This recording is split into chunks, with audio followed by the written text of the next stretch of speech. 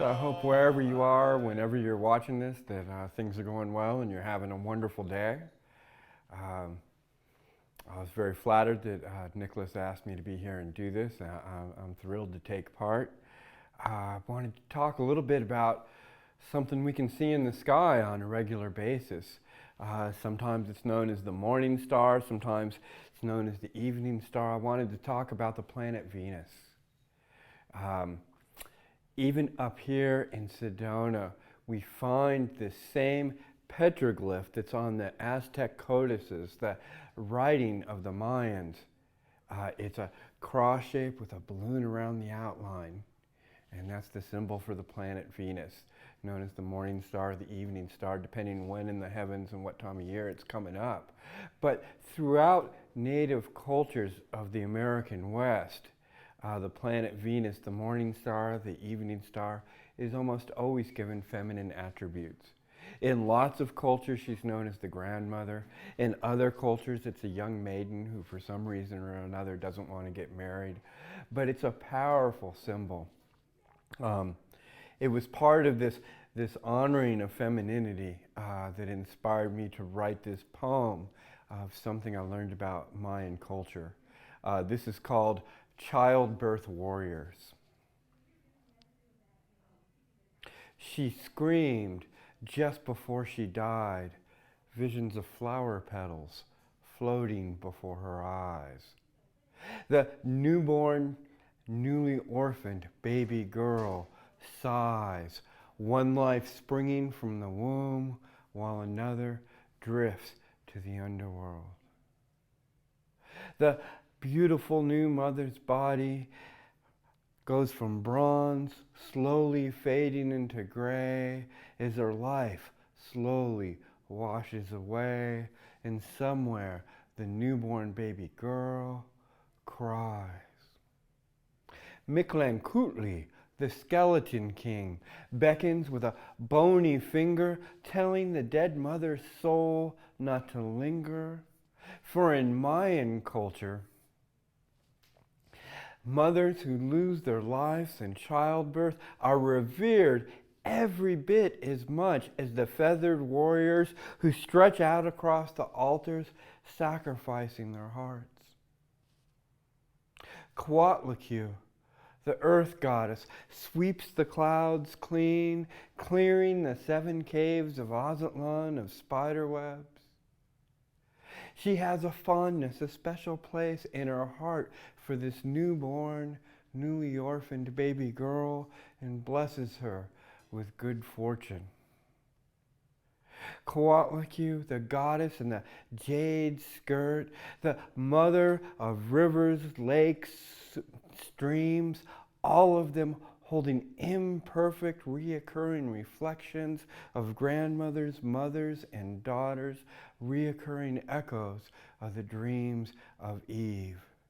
And somewhere, a newly born, newly orphaned baby girl screams, while her mother drifts to the heavens, the waft of flower blossoms floating on the breeze.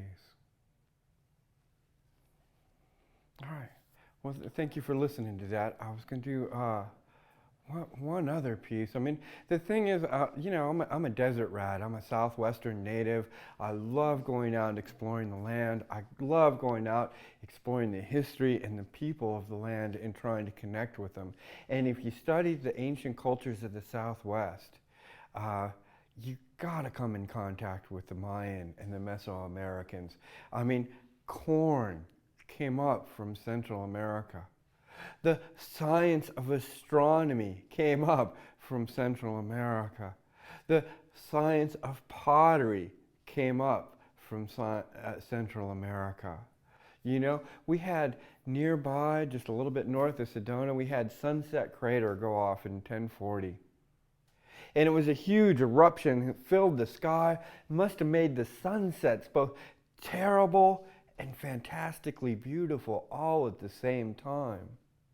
And for 10 years before and 10 years after, we just happened to be in one of those cycles where total eclipses of the sun and the moon were taking part in this region. And in the midst of all that, there was the Super Crab Nebula explosion, a bright light that both the Arabs and the Chinese wrote that you could read at night time by the light of this sudden star, this new blue star shining in the heavens. And in the amazing metropolis of Chaco Canyon, places where there's these beautiful adobe castles, just one after another, a good right fielder could heave a baseball from one to the other. It's just an incredible place. Pueblo Bonito was the biggest residential building in North America until the mid-1800s, when an apartment building in Philadelphia finally surpassed it. And yet, this place was not lived in most of the time. It was a special place for pilgrimage and ceremony, a place where people could celebrate the gifts of the earth, the gifts of life, and give thanks to them, uniting as a culture and a people. Frank Waters, in his book of the Hopi, he tells a Zuni story about how Chaco Canyon came to be. And every year, to this day, for hundreds, perhaps thousands of years, the people of Zuni Pueblo on the summer solstice hold a race where they go from the Pueblo out to Corn Mountain and back again. And one year, according to the Zuni traditions, there was a band of wandering sorcerers who came through the region, and they asked if they could participate in this special solstice race. And it would be wrong to refuse them. It would be cowardly. So they said, of course, even though these men were obviously powerful sorcerers who practiced all sorts of magical majories and sword swallowing and other feats of strength. And they had the race, and the people of the Pueblo cheered as all the clans left from the village, and they just disappeared into the distance, the sound of their running footsteps fading, clouds of dust slowly drifting away, and everybody waited for hours until the cloud of dust reappeared, and then the sound of the runner's footsteps happened again, and gradually they could see the approaching dust cloud. They knew the runners were getting closer, and sure enough, just as the elders were afraid of, this band of sorcerers won the race.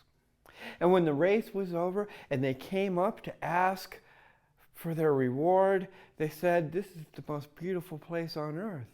Can we live here?" And the Zunis were frightened. They did not want these powerful sorcerers to live right in their village. They said, "But you know, there's some open land over there in this place called Chaco Canyon."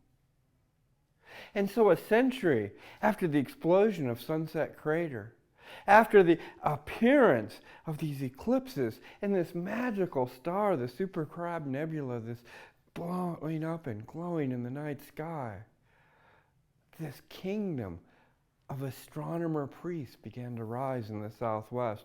And they did this incredibly impressive architecture meant to awe and inspire. And as time went on and they practiced their magic and their sorcery, these wizards grew into great big giants, and as they grew larger and larger and larger, they got so big that they could stand on their tiptoes during the monsoons and begin to devour the clouds like cotton candy. Oh, doesn't that sound delicious, just eating the clouds?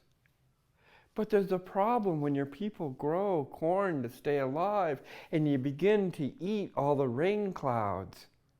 Soon you don't have rain. And once you don't have any rain, you don't have any more corn.